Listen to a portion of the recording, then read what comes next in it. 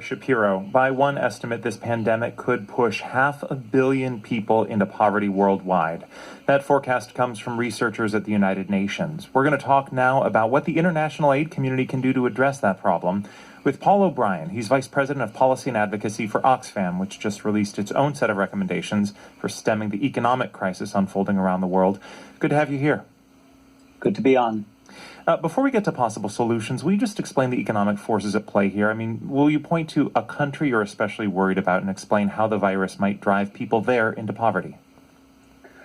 Well, let's talk about three regions in particular: Sub-Saharan Africa, Northern Africa, and the Middle East.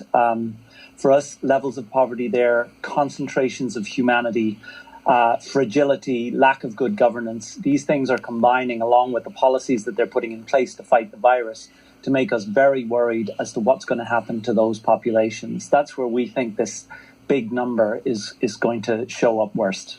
Economically, is it similar to what we're seeing in the developed world where industries just shut down and restaurants close their doors?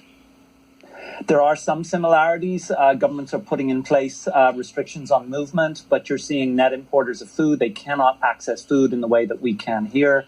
You're seeing people in slum communities in places like Karachi or Mumbai, Cape Town, Nairobi, Mexico City. In those 5 cities alone, there's 5.7 million people in just 5 slums.